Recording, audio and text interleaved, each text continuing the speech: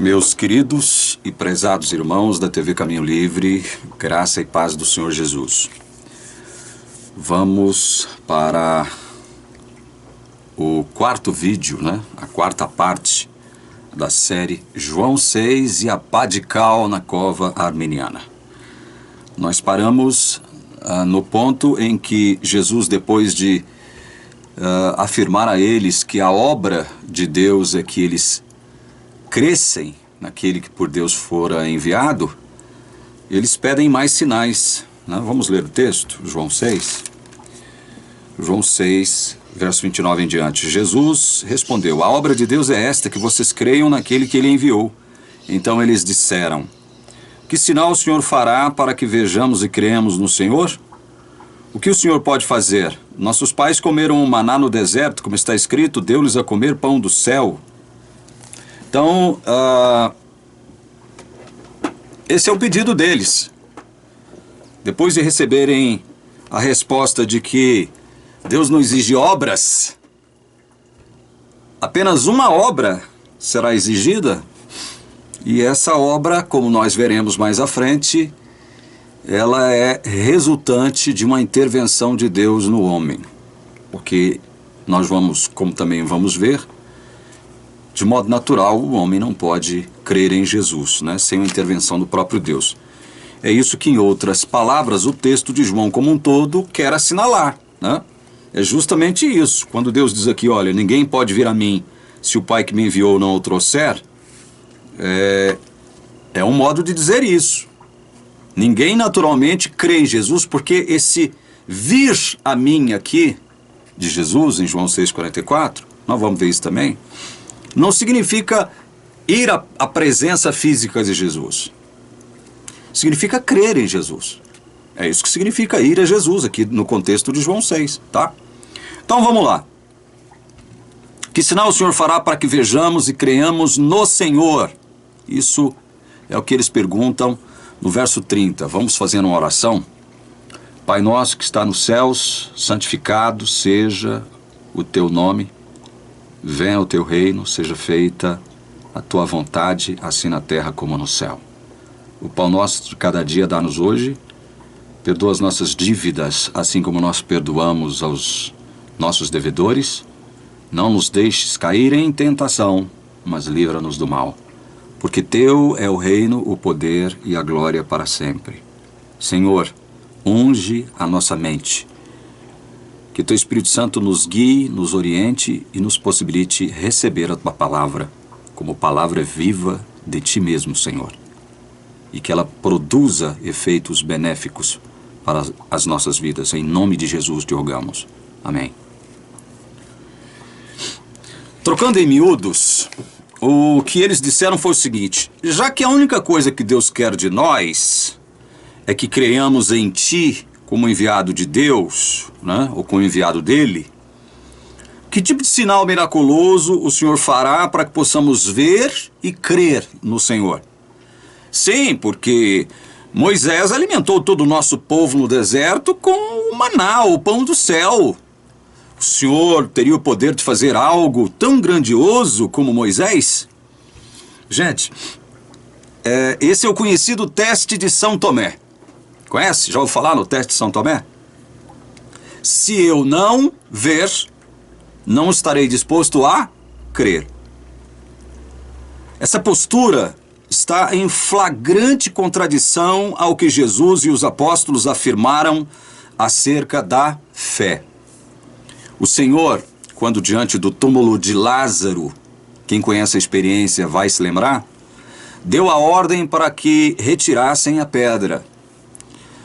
Ele foi abordado imediatamente por sua irmã Marta, irmã de Lázaro, que tentou demovê-lo dessa ideia, por não crer que Jesus teria o poder de ressuscitar seu irmão. Ao que o mestre lhe diz: não te disse eu que se creres, verás a glória de Deus? João 11:40.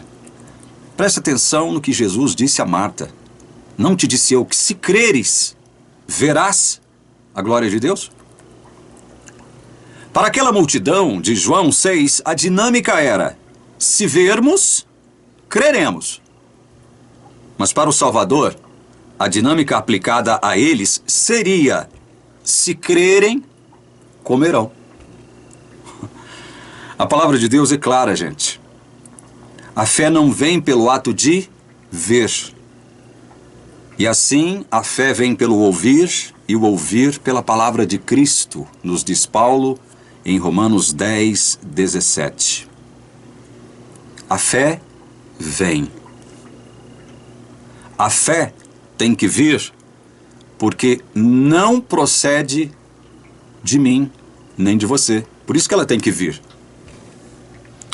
A fé vem de Deus para nós, para que de nós possa ir para Cristo.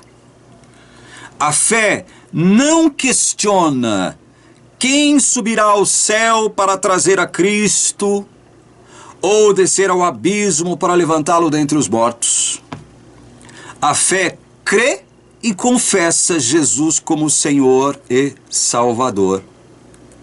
É isso que a fé faz. Porque com o coração se crê para a justiça e com a boca se confessa para a salvação. Romanos 10, 10. Quando pela palavra de Deus a fé vem, meu coração crê. Não é o coração de Deus que crê por mim. Portanto, o ato de crer é ação humana, sim. Todavia, produzida unicamente pelo dom da fé.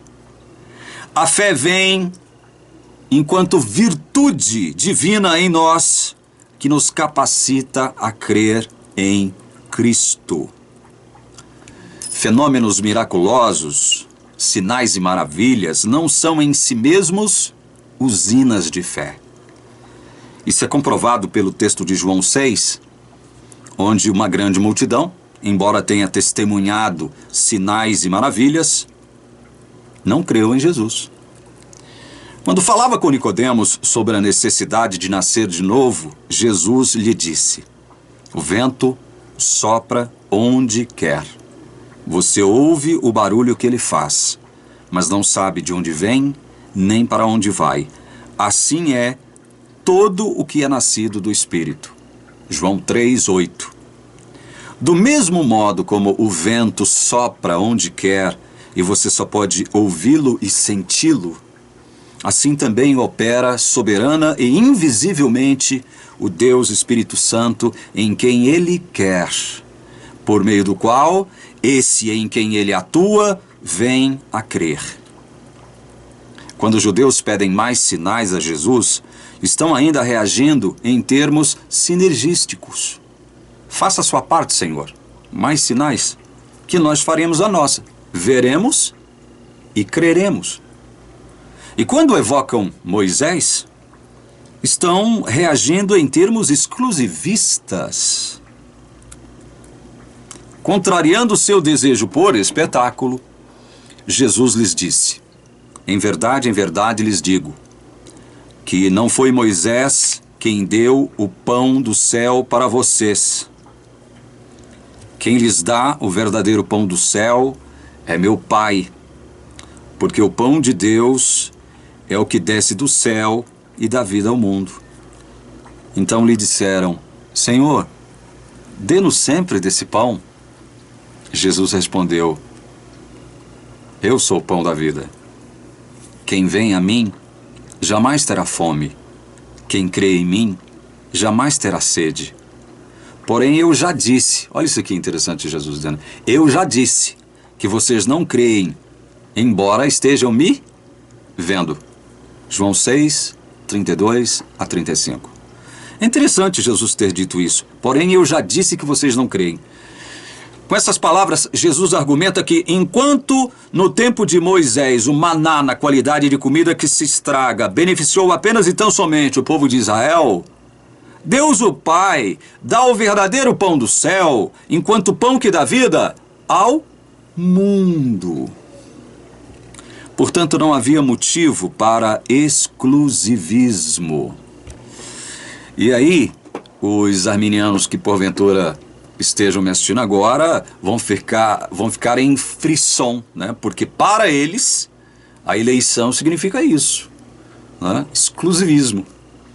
Para eles é isso. Se for exclusivismo, é um exclusivismo divino, né? E não do povo. Então há uma grande diferença, né? Grande diferença. E falando em exclusivismo, abrindo um parênteses aqui que não está no meu trabalho, isso me surgiu agora aqui. Quem são os adventistas que porventura estejam me assistindo agora com ódio no coração para reclamar de exclusivismo pelo fato de nós aceitarmos o que a Bíblia diz acerca da eleição da graça? Quem são os adventistas para falar de exclusivismo da nossa parte? Quem é o Ezequiel Gomes para falar de exclusivismo da nossa parte? Quem? Quem ele pensa que é? Não é a igreja adventista a mais exclusivista do mundo? Não é ela que afirma para os 4 cantos da terra que só ela é povo de Deus, é a única igreja de Deus na terra? Não é ela que afirma para os 4 cantos do mundo que para ser salvo tem que estar dentro dela? O que a igreja adventista faz em questão de exclusivismo é a mesma coisa que a igreja católica faz. Sem a igreja não há salvação. A igreja adventista, por outros modos, faz a mesma coisa.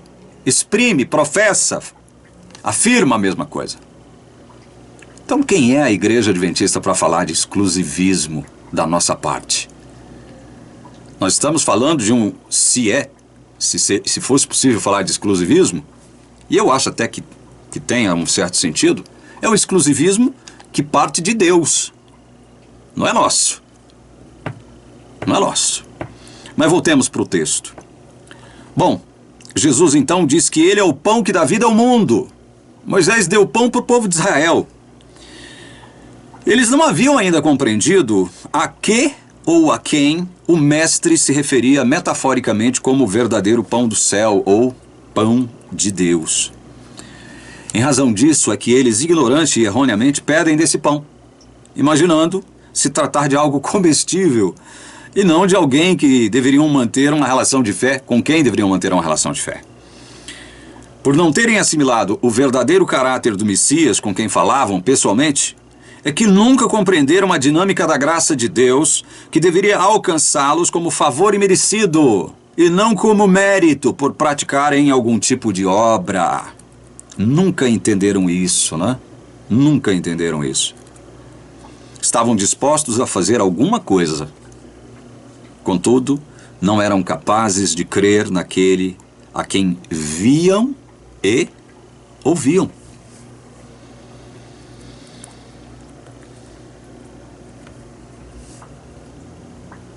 Assim sendo, é óbvio que o Senhor não poderia concordar com nada do que eles diziam.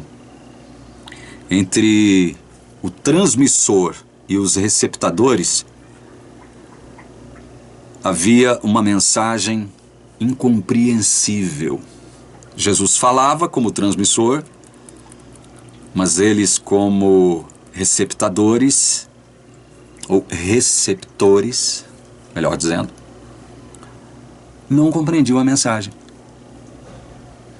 Afirmar com base no contato daquelas pessoas com Jesus que Deus e homem, abre aspas para Ezequiel, Deus e homem interagem na experiência soteriológica e que Deus não é o único agente na história e experiência de salvação do homem, é se colocar em rota de colisão contra o Evangelho eterno.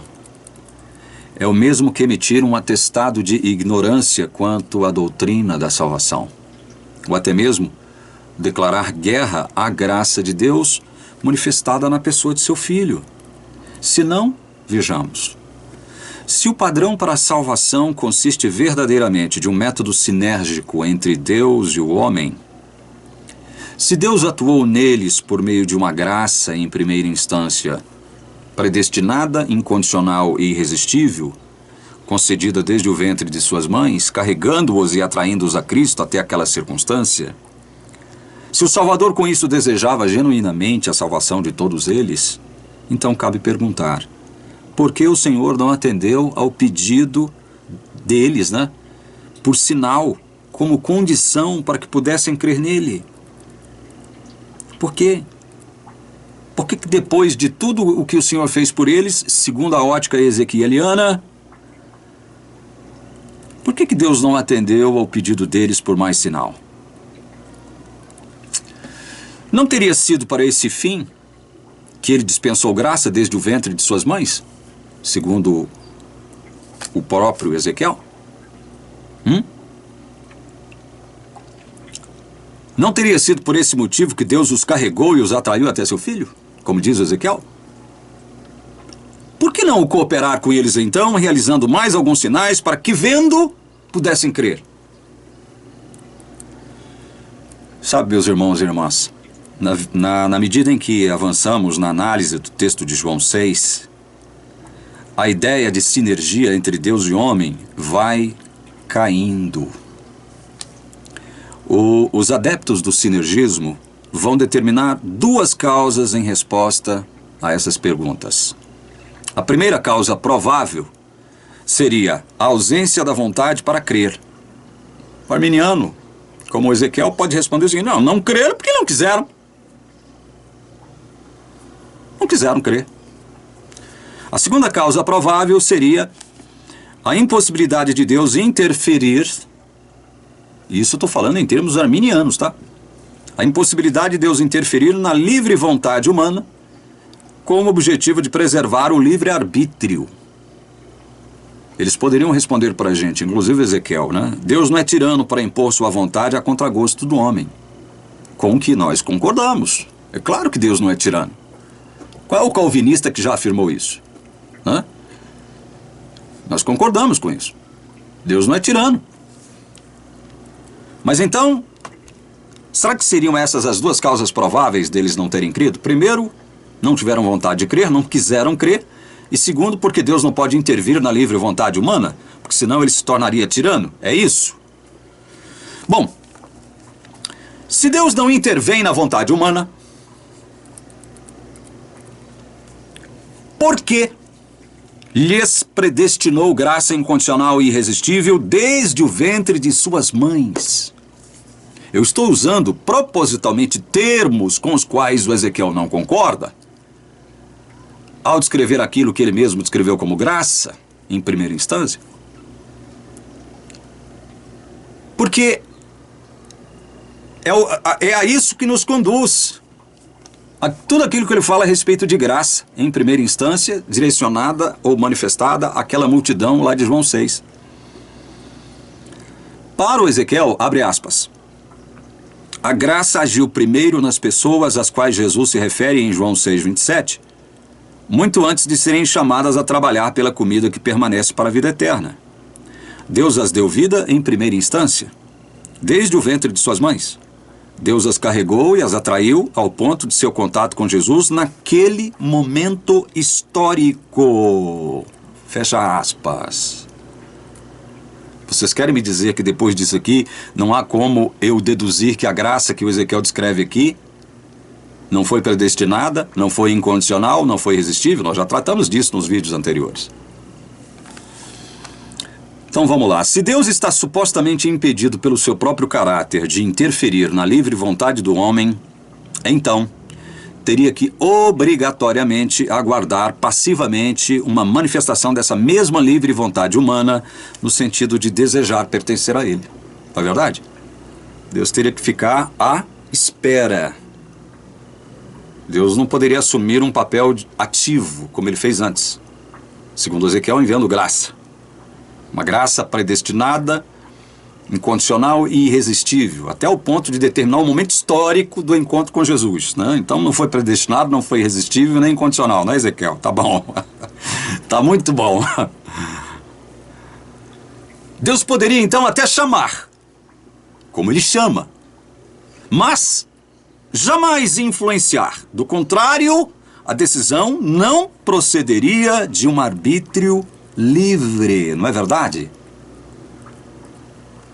Deus jamais poderia influenciar alguém a aceitá-lo, porque ao fazer isso, ele estaria intervindo na livre vontade humana.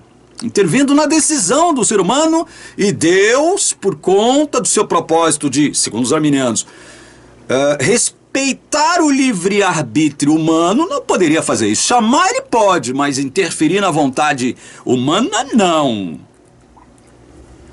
No entanto, meus queridos irmãos, não é isso que o Ezequiel propugna.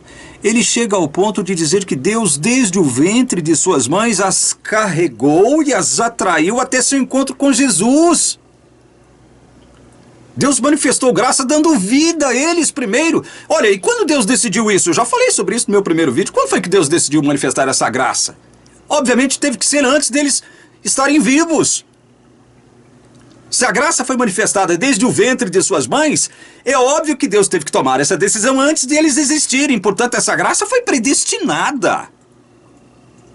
Assim como foi incondicional. Por estarem no ventre de suas mães, eles não tinham condições de decidirem por nada, meus queridos irmãos. E além de incondicional e predestinada, essa graça também foi irresistível. Não foi? Em primeira instância.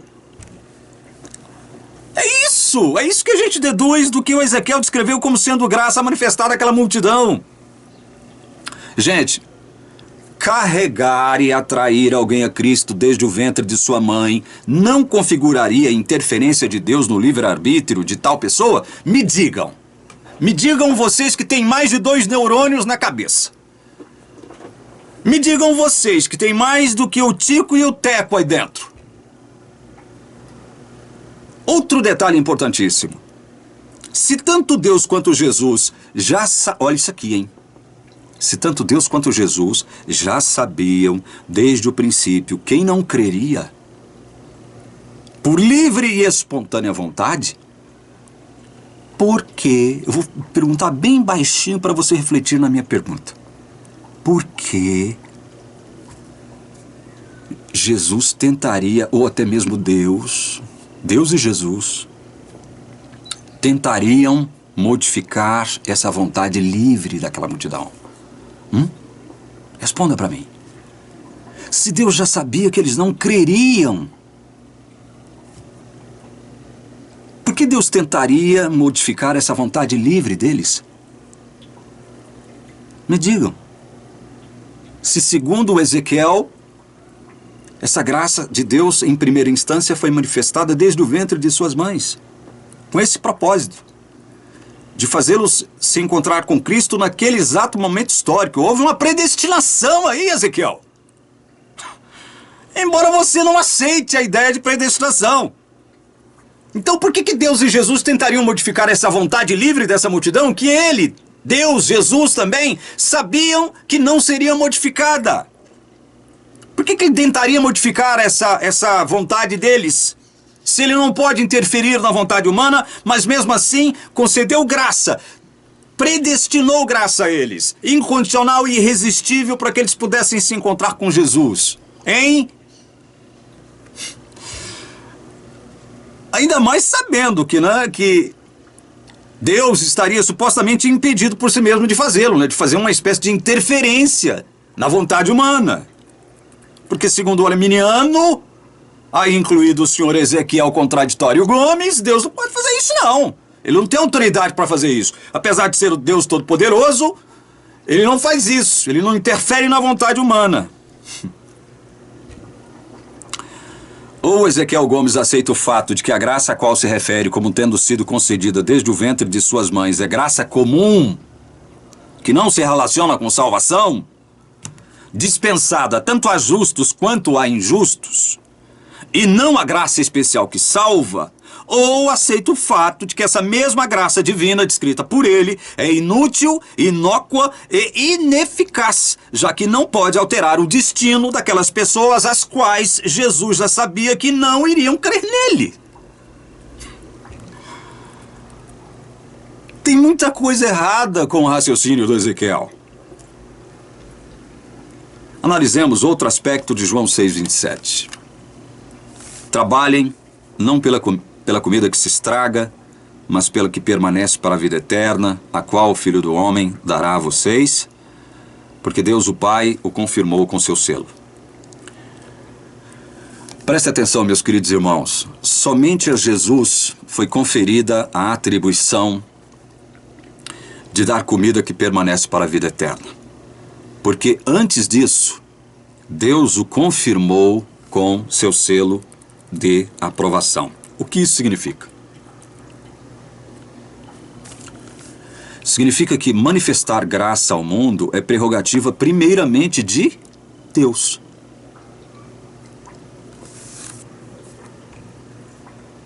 A prerrogativa de manifestar graça ao mundo é primeira de Deus. Porque Deus amou o mundo de tal maneira que deu o seu Filho unigênito. Não é isso que diz João 3,16? Por conseguinte, a primeira etapa da graça se cumpre quando Deus dá seu Filho ao mundo. Em João 6,32, referindo-se ao pão do céu, Jesus afirma categoricamente: quem lhes dá o verdadeiro pão do céu é meu Pai. Essa seria a primeira etapa daquilo que nós poderíamos chamar de dinâmica da graça. Nesse estágio, nesse primeiro estágio, ou primeira etapa, não há possibilidade de controvérsia, né, entre calvinistas e arminianos. Todos nós, né, independentemente de sermos calvinistas ou arminianos, concordamos com isso, né? Deus deu seu Filho ao mundo. Ou seja, Deus dá seu Filho ao mundo. É simples assim. A segunda etapa, ou segundo estágio da dinâmica da graça, teria seu início histórico-temporal, quando Deus agora dá um mundo, eu coloco um mundo entre aspas, a Jesus. Deus dá um mundo a Jesus. É bom lembrar que Deus não deu o mundo todo, ou seja, cada pessoa da terra a Jesus. Eu digo no quesito redenção. Nos domínios da redenção, Deus não deu toda pessoa a Cristo. É isso que a Bíblia deixa claro e nós vamos vendo isso a partir de agora de uma forma muito clara. Deus dá um mundo a Jesus. Primeiro Deus deu Jesus ao mundo. Agora, Jesus dá um mundo a Jesus. Em João 6,37, o mestre afirma: todo aquele que o Pai me dá, esse virá a mim. O Pai deu a Jesus, verdadeiramente, esse irá a Jesus. Esse quem? Que o Pai deu a Jesus. Esse dar alguém a Jesus significa que Deus teve que intervir na vida desse, a quem ele deu Jesus, fazendo com que ele cresce em Jesus. É esse o sentido de dar alguém a Jesus. E nós vamos vendo, na medida em que a gente for analisando isso, as implicações disso aqui, que isso não tem nada a ver com automatismo, com robotismo, com Deus lidando com objetos inanimados, como nós somos acusados pelo senhor Ezequiel Contraditório Gomes de assim pensar.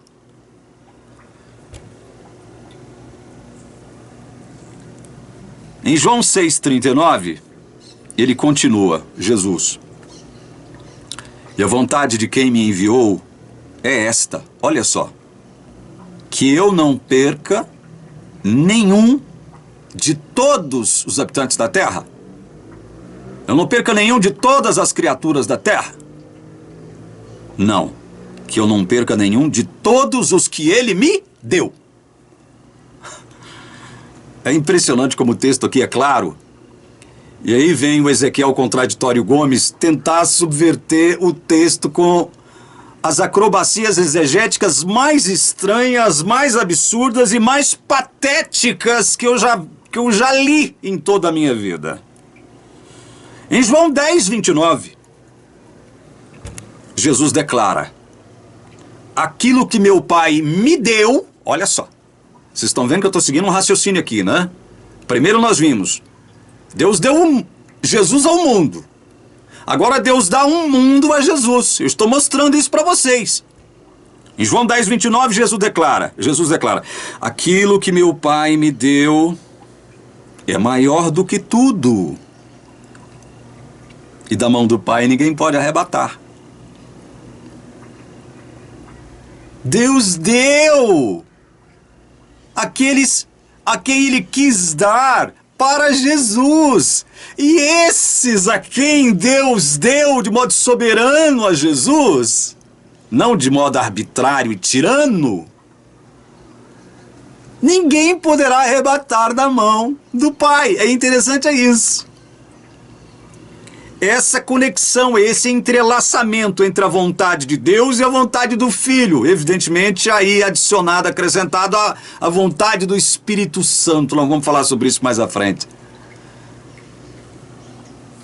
Em João 17, 2, o Senhor reconhece: assim como lhe deste autoridade sobre toda a carne, olha só isso aqui, a fim de que Ele quem? Jesus está se referindo a Ele mesmo, conceda a vida eterna a toda a carne?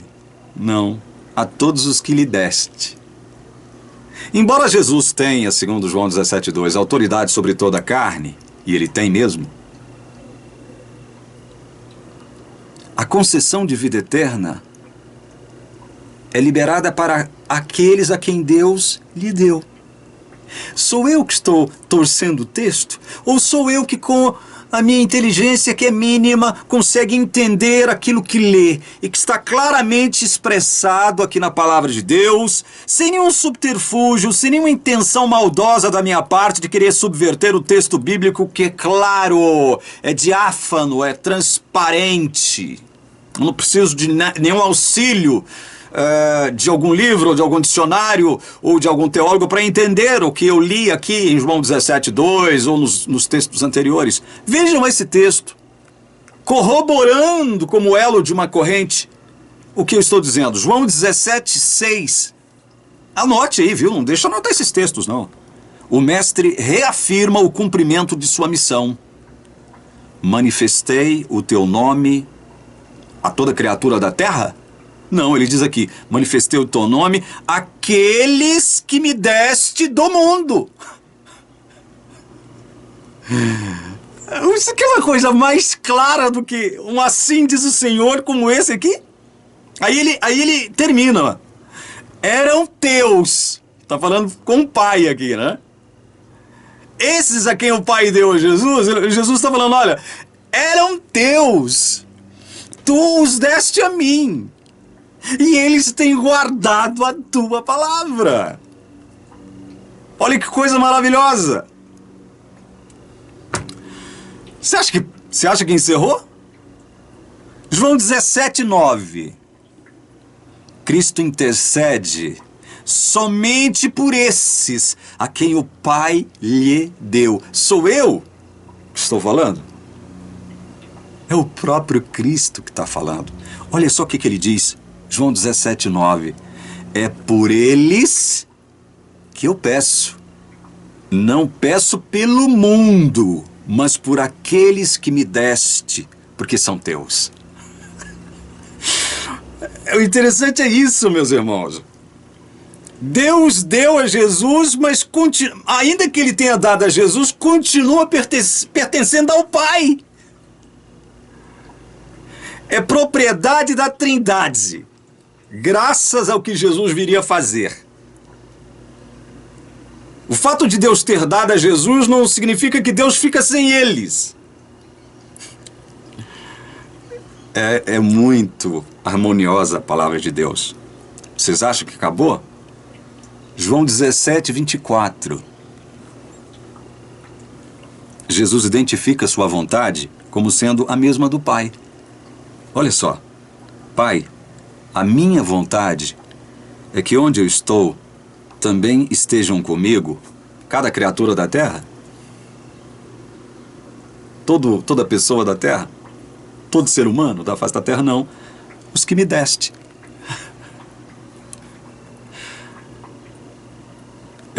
A minha vontade é que esses que o Senhor me deu estejam comigo onde eu estiver. Essa é a minha vontade. Os que o Senhor me deu.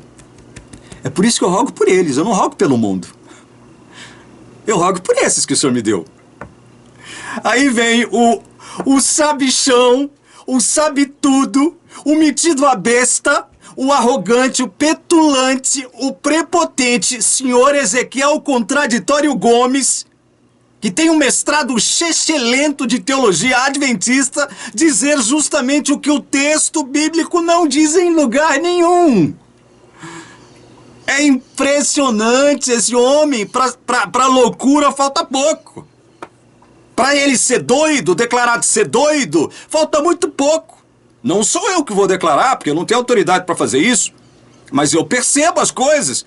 Como é que um cara em sã consciência que se diz mestre em teologia pode negar o que o texto bíblico diz de modo claro, categórico, simples e objetivo, como eu estou mostrando para vocês aqui?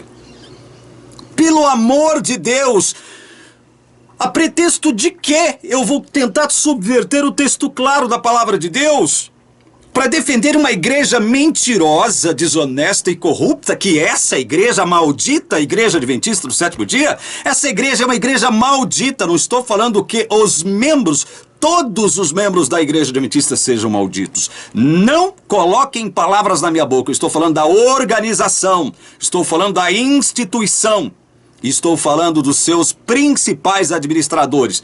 E nem todos, muitos. Igreja corrupta, mentirosa, desonesta, uma igreja embusteira, é o que é a organização adventista do sétimo dia. A pretexto de defender uma instituição assim, eu vou distorcer os claros sentidos da palavra de Deus? Tenha paciência, Ezequiel Gomes. Durma com o barulho da palavra de Deus que está ensurdecendo você. E por que não dizer enlouquecendo você, né? Olha, de acordo com esses textos que eu acabei de ler aqui agora, haveria motivo para duvidar que depois de ter dado Jesus ao mundo, Deus dá um mundo a Jesus? Haveria algum motivo para duvidar disso, meus queridos irmãos, que com toda a honestidade e sinceridade do coração estão assistindo ao vídeo? Eu sei que tem adventistas assistindo esse vídeo e com ódio de mim. Com muito ódio de mim. Mas eu já deixei muito claro aqui por diversas vezes. A minha intenção aqui na TV Caminho Livre não é odiar os adventistas como um todo. Todos os membros da igreja adventista, como um todo. Como se todos eles fossem de uma laia, de uma mesma laia. Vocês sabem disso. Eu procuro tratar todo adventista que me trata com respeito aqui da mesma forma. Com elegância, com educação, com respeito. Eu não odeio a membresia adventista. Eu deixei muita gente que eu pensava ser minha amiga e meu amigo lá dentro. São pessoas boas, pessoas do bem lá dentro. Eu já disse várias vezes aqui o seguinte, eu estou abrindo um parênteses aqui, tá? Isso não está meu trabalho, não. Eu já disse várias vezes aqui o seguinte, olha, Deus tem um povo dentro da igreja adventista do sétimo dia. Deus tem um povo.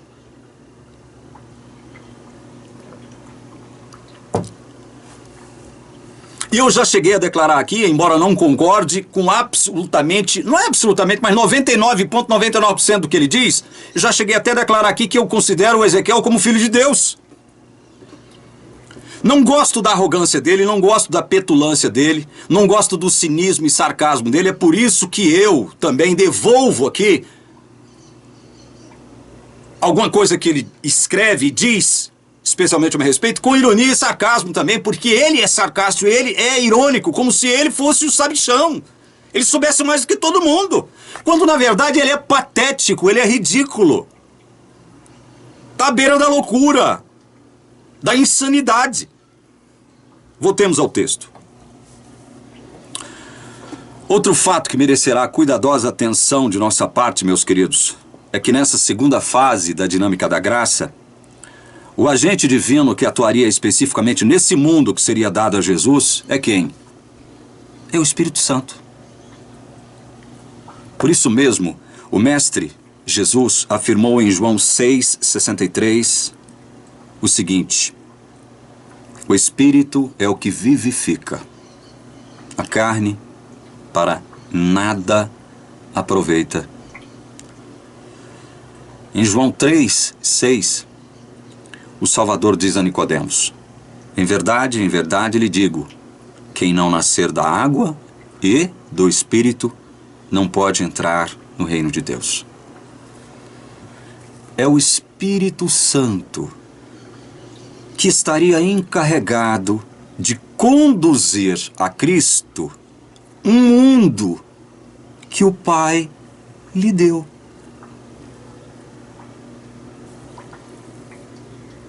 Essa segunda etapa, o segundo estágio da dinâmica da graça, ainda provoca muita discordância no mundo cristão.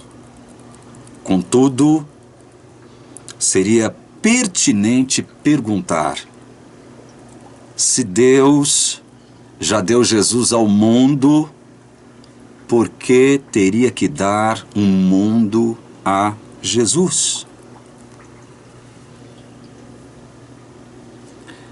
É exatamente neste ponto que erram os arminianos.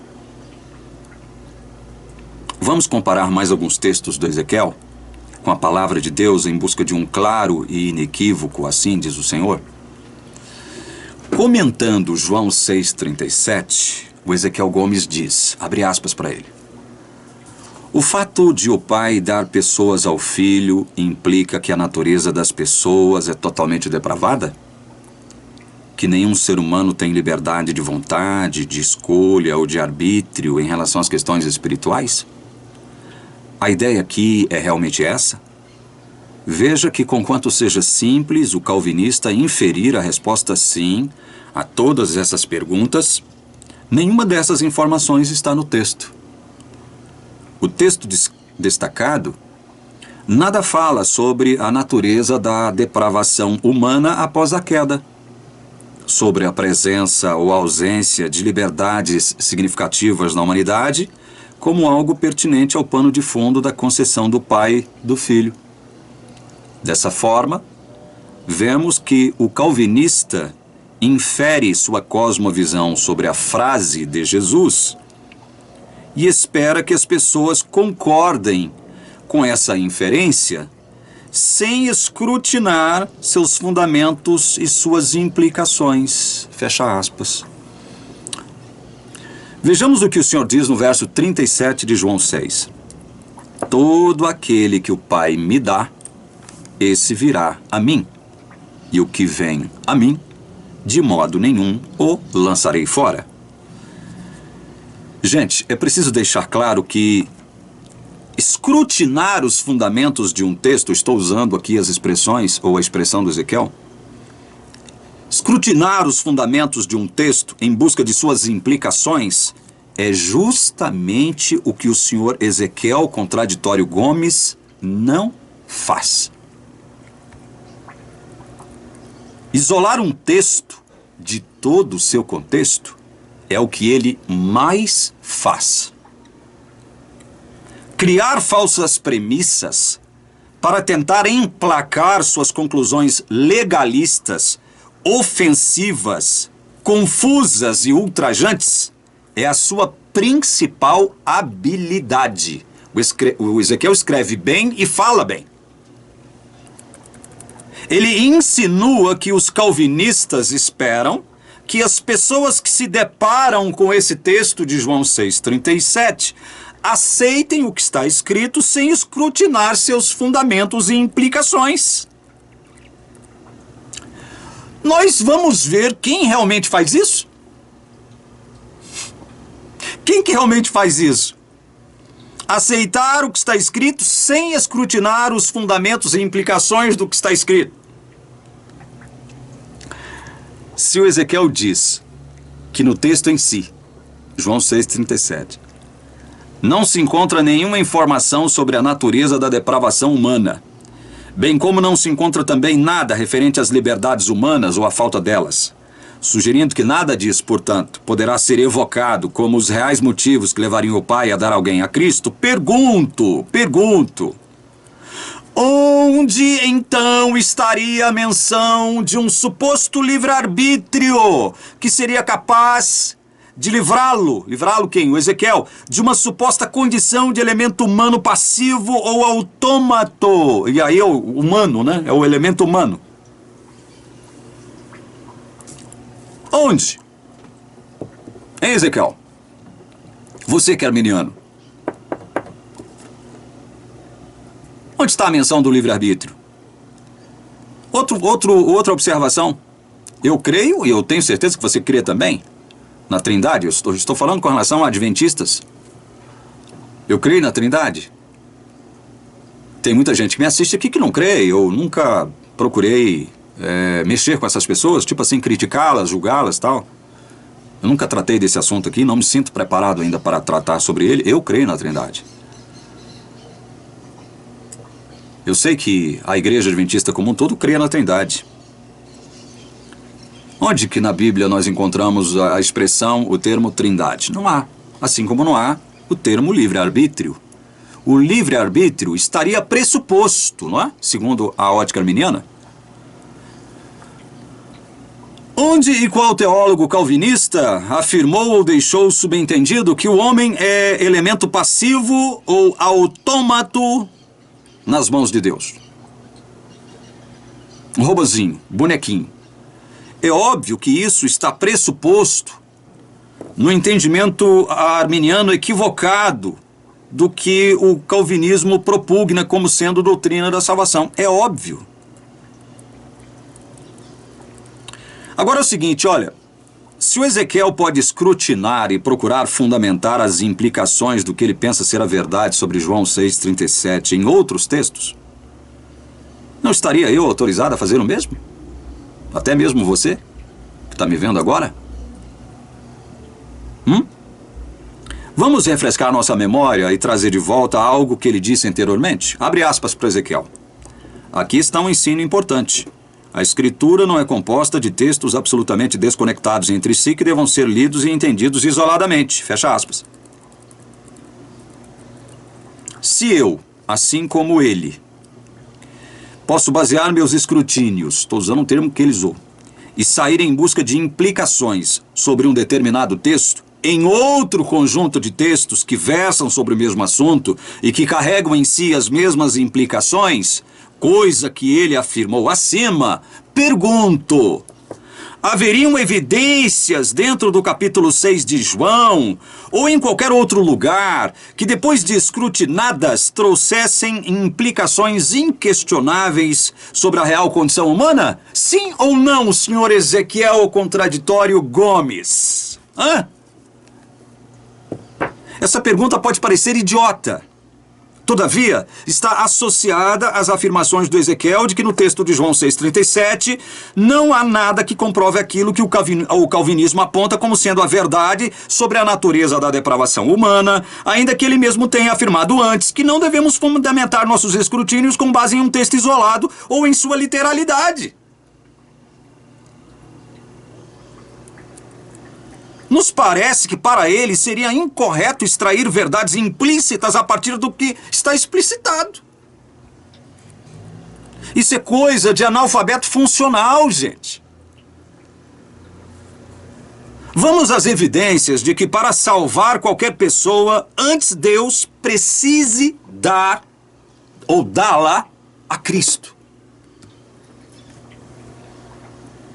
Em resposta àquele grupo de judeus incrédulos, o mestre afirma: em verdade, lhe digo que se vocês não comerem a carne do Filho do Homem e não beberem o seu sangue, não terão vida em vocês mesmos.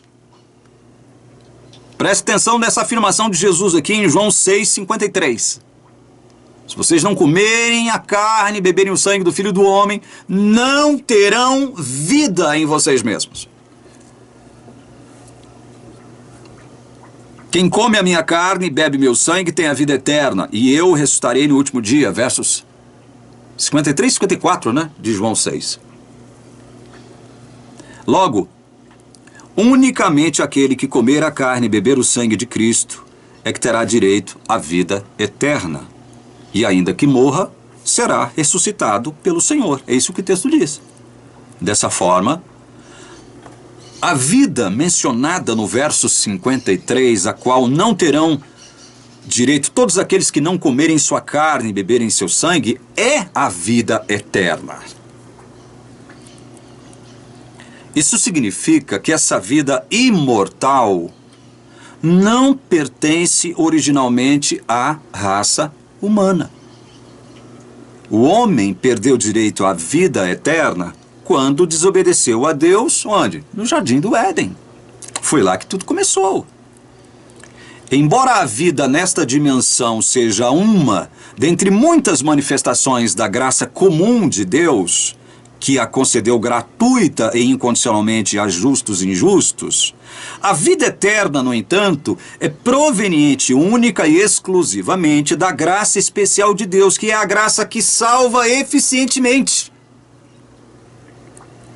Deste modo, estamos todos, querendo ou não, habitando um mundo condenado à morte eterna desde o Éden.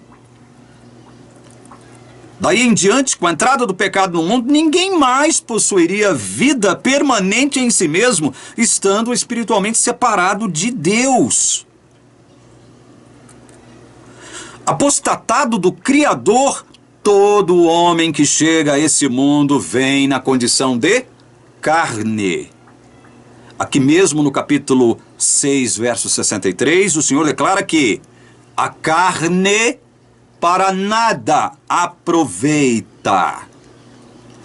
Nesse contexto, o paralelo que o mestre traça entre a sua carne, que produz vida eterna, e a carne humana, que para nada presta, constitui-se dessa maneira em uma evidência inegável de que a natureza humana é, em essência, radicalmente depravada, senhor Ezequiel Contraditório Gomes.